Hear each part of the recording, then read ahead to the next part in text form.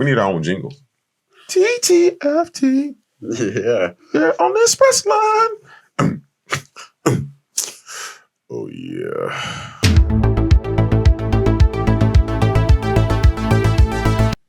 Oh, look at this old picture here. J-Let DA. Actually, the villain. Yep, I think that's when did she audition? I can't remember when that was. Wow, dude, yeah. Oh God, look, yeah, man. Jesus Christ, don't make me cry. God, I gotta get out of this. I gotta stop looking at this stuff, man. Jeez Louise. Oh my gosh, I'm getting old. Oh, Kill. I think we were filming Kill that day. Yep, we're here. I think you sent me that picture. Yeah, that's weird. And one of the other things, oh, please, when I tell you this has to be one of the hardest lines of the last 5 years, when that's why I say Anthony, the Nathan Stewart Jarrett's character, I want to make sure I give him credit by saying it's the right way. Right way. Candyman ain't real, nigga. Bro, I almost died when he said that shit. You know where he said it at, right? When they came back, she was like, Anthony, he's going through something. He said something. Candyman ain't real, nigga.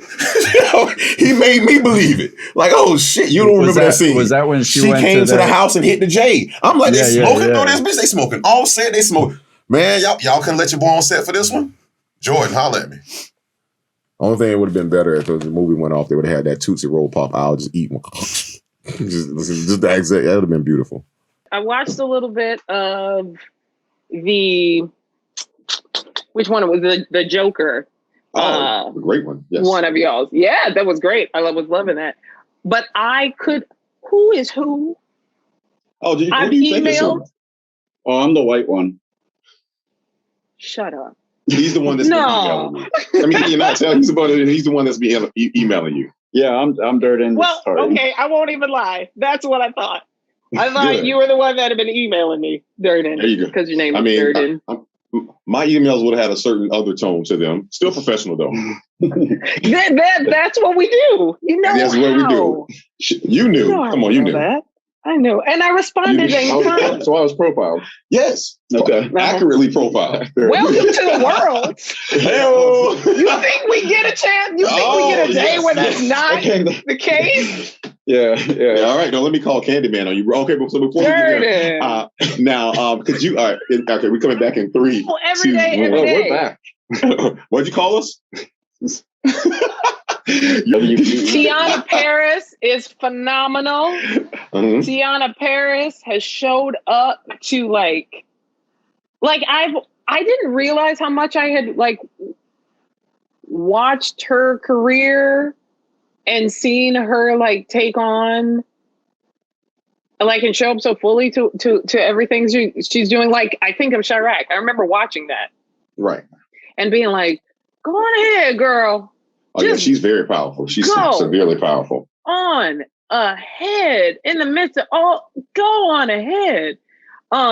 With the verse and with the body and with the presence and with the do it all.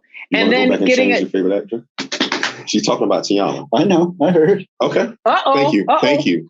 Oh, no, okay. We do scene stealers every episode, and it was a toss-up. He chose Tiana. I chose Yaya because I mean he killed it, and he had to carry more. No, he didn't. Nobody cares more than a black woman. Don't let anybody ever tell you that. I know when the dress. There you go. There you go. Well done. We're gonna segue right into. He's gonna reset before we go into the actual reason we are. I mean, you're killing it. I'm having a good old time. You're killing it. You got it going on there. Chicago, man. Y'all out in LA? Or are you? Yeah, FLA, Florida. Yeah, so we know all about those tax incentives going away, and Georgia's taking all the film jobs here. Yes. Yeah. What part of Florida? Jacksonville. Ass of Georgia. Georgia. Yes. Yeah. All right. If you say so, I can't say that. If you know the rapper comedian Lil Duval, this is Duval County where we're at. Oh. Home. So yeah. So anytime you hear a black person saying Duval somewhere, this is where we're at. This is Duval County. That's beautiful. Yes, and crazy at the same time. Yeah. Yeah. This is Caper. Hello, Caper. Caper is a beagle. Oh, I thought it Caper was is 7 years old. She sweet girl. Are you That's gonna wait right. over here? All right. Is that a hound I've been dog trying or to get her beagle? some more. She is. She's a beagle. Oh, She is all I bet beagle. She came so from fun friends to of train. mine that had them. I've got a beagle. It's the She's the stupidest first thing. dog that I've actually had. She's the first dog like that I've had on my own. And it was after I got her that I was like looking up something, and the American Kennel Club labels beagles not recommended for first time dog owners because she's going to do what she wants to do unless you have like a stake. Yeah. But then she's gotten older and mellow, and she's so sweet. I wouldn't recommend beagles for like lifetime dog owners. I have one right now, and he doesn't like me. He's the most they're ridiculous. You have a beagle right now? No, at his place. Yeah. Yes. You're ridiculous, Caper. Do you know that? All right, we're gonna bring it back. 3, That is a yes. 2, 1.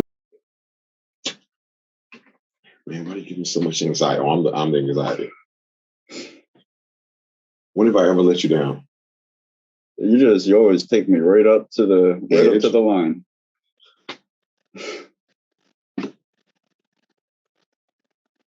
I'm not gonna lie to you.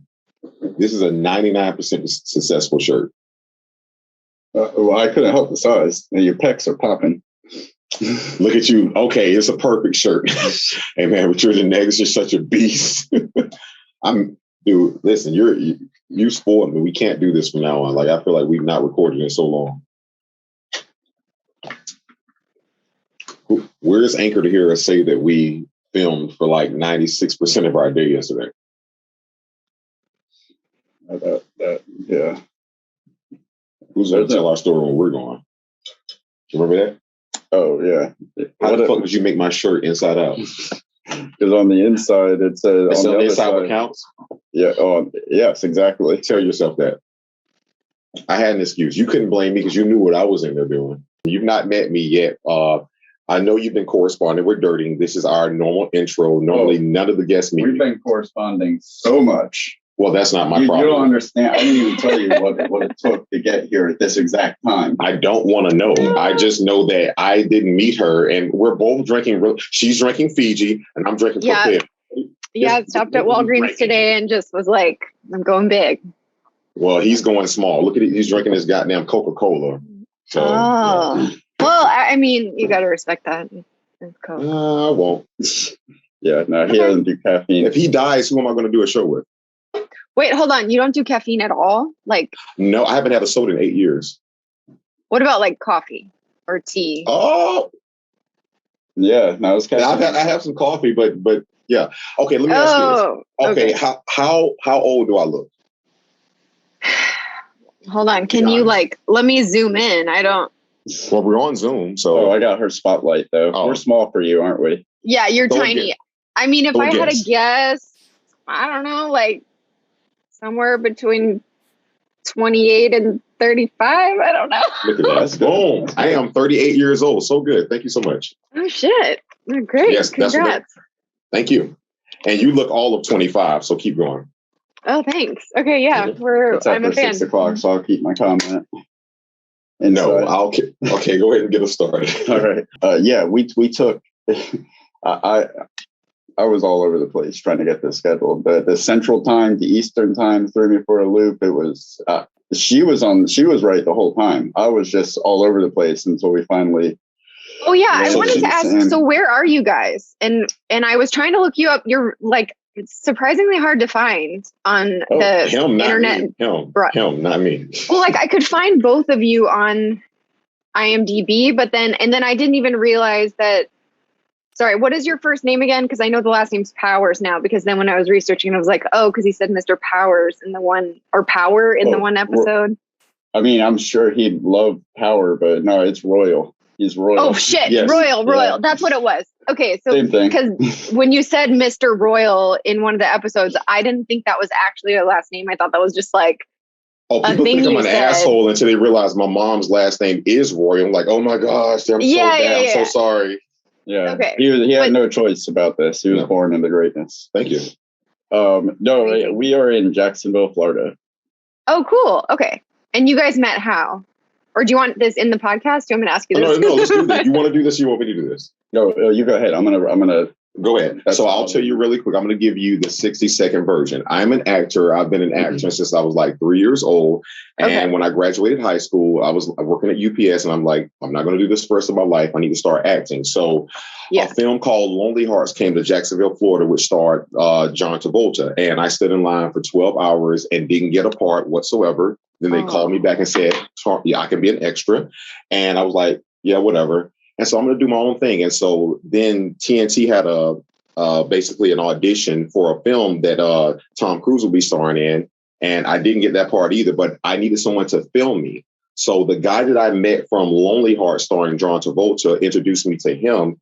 He filmed me. We didn't talk for 7 years after that. And then a good friend of ours who we mutually knew who did music reintroduced us. And the rest is history. We've done at least 30 projects together, from film to music. And our daughters, who are 13 years apart, are really good friends. And they're 13 years apart and they're really good friends? Yes, my daughter's in college and his daughter is in what grade? She just went into kindergarten. Yes. So we're just really trying to continue the work of the great Dr. Martin Luther King and change the world one day at a time. That's great. Admirable. Yeah, thank you. I appreciate that. You're son of a bitch, man. Look, do you see what's happening here? Everything is fine to me. I don't know what you're saying. Am I off center? Do you need me to change you're something? Fine. I feel like don't worry about him. He's nervous. We have not filmed in a month, so he's a little nervous. So I want to ask you this. Okay. I know we have our normal questions already set up, but let me ask you this. How nervous were you the first time you ever acted in front of anyone? Extremely. I'm like a really, really shy person. So I cannot tell. Yeah. Were you really nervous the first time you ever acted in front of a person? Yes, I was. Okay. Well, the first time I was given a script, I was nervous, but I will say this, I was always an introvert, and acting is the first time I realized I could be an extrovert and I didn't want to be. That's the best way I can put it. Like, I can act and I love acting, but me and people really don't get along. So here we go. 3, 2, all right. 1. Started by someone you said B movie, the whole Larry King, Jerry Seinfeld bit. He was like, number one, you got canceled. You're under the impression I got canceled. There's a big difference between being number one and being canceled. Oh, yeah. Whoa, you know who I am? Jewish guy, Brooklyn, right? Sorry, had nothing to do with it. It's funny as fuck. Now, I'm not going to say I'm 100% sure on this. I'm saying about 75% sure. This movie, and I may be naming it wrong, but the stick figures they use to just show certain plot points. The very first one that I see, it reminded me of that shadowy figure. You've seen it on one end. It makes it looks like it makes it look like you don't see what it is at first. It makes it look like it's a black person murdering somebody, running after them. But then when the lights come on, it's like a police officer hitting them with a billy club. That first one really eerily reminded me of that. And if that is what it is, that was fucking brilliant. If not, it was fucking close. You know what I'm talking about? Yep. Okay. Thanks, Bert. Optical illusions. Yeah. Also, this next scene reminded me a little bit. It's not a connection or anything, but if you remember the first inaugural show we did, Black Panther, one of my scenes that I really loved was when Michael B. Jordan's character is in the museum and he was just dropping knowledge after knowledge. He was like, "You've had my eye on me since I walked in here. Maybe if you had an eye on what you had and put in your drink in your body instead, stuff like that." But because she was like, "This right here was this, that from here." He was like, "Nah." Actually was stolen by British soldiers from Wakanda, but don't worry, I'll take it off your hand for you. So that's her smug attitude. That I thought it was the same damn lady in the museum in Candyman. She's telling this artist, this she's a critic, and I'm not saying that artists shouldn't be criticized, but it was just her whole demeanor, like she couldn't culturally get it, and I'm not saying there's not such thing as bad art. All art can't be interpreted, but she was just giving him, turning her nose down at him, and to me, the ultimate payback, like you say, some of these scenes they were written to be together is when he goes to her apartment later and he's sitting there and now she's, as we like to call it, on his dick. She's, "Oh, you're this, you're that, you're the," because if she's straight up telling him because of the tragedy, because that's the end, he's like, "Oh, so you believe in me now?" Yeah, that tells you it has nothing to do with the actual quality of the artwork. arc. It's the story behind it. They got to feel the oppression. Oh, that played out in another one of the scenes that was an honorable mention of mine. Was that fucking looks like a Hunger Game scenes? You know what I'm talking about? Where the rich elite, she's there with the people at the table at the dinner, and he's sitting there like looking at that. I'm like, what the fuck is this? Oh, that was another moment where I just totally identify with that character. I should have put that open-end art gallery scene in my favorite scenes because almost all of my favorite lines are from that scene. It was so well played. One thing that we haven't talked about, and I don't know if anyone recognized. I mean, they probably saw it in the movie, thought it was pretty cool. But I thought making film and, like you said, working with mirrors being tricky, all of that, it was the perfect triangle exposure. When they did the Anthony and Candyman at the same time in the mirror and they're moving, I'm like, nah, that's what I'm fucking talking about. That is visual coming artistry at its best. Like that.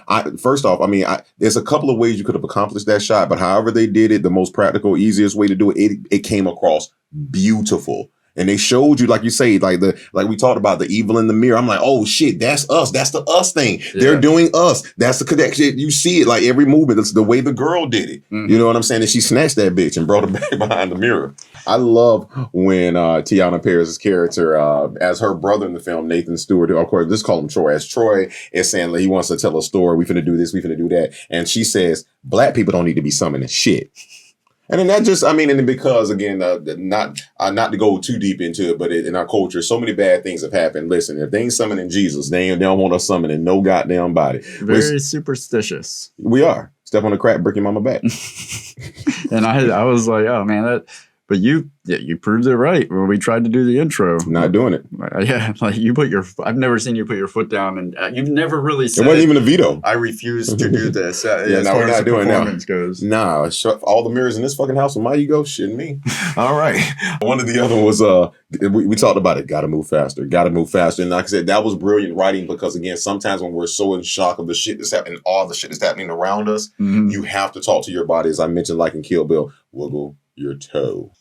Wonder what they talk about in that dimension. We got ads. Oh, look who got some ads on the channel. We got so much room for activities now. It's that simple. The Many Saints of Newark, a Soprano story. The Many Saints of Newark, a Soprano story. Chris Hansen here of Hansen versus Predators to catch a predator. I'm glad you said that because again, me and him were talking about earlier so many of the tones in the film and how it's unapologetic for the thing. It's not easing into it. It's so unapologetic. And the reason why me and him could relate to this, at the end of 2019, we were in Selma, Georgia, actually filming a series called Selma.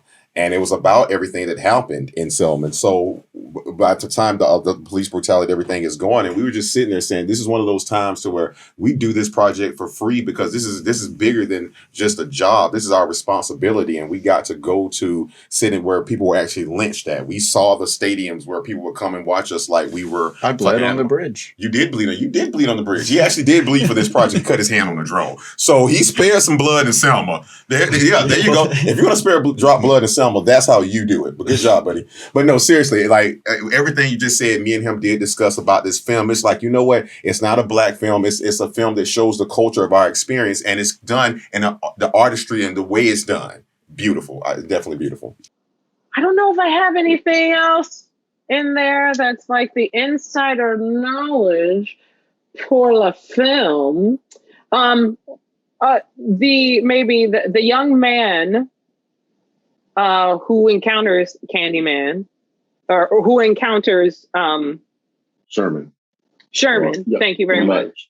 Earlier, bring him up.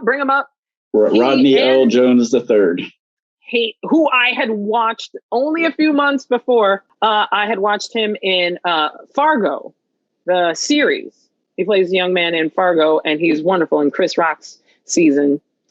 And he and his sister are both in the film, and they're Chicago natives. I kind of geeked out a little bit in his face because I was like, baby child, I've watched you, and you're wonderful. Did you call him baby child? Did you say baby child? Did you put him on the choo-choo? I wouldn't. No. I push it to the school. Remember, I don't go straight to that. I got someone, I got to go to the middleman first before I get to him. You can't go straight to the baby children. That's how you get in trouble. I'm gonna Yeah. stop right. So we're all everybody's stopping. Somebody should have told Sherman that. Oh my. Okay. All right.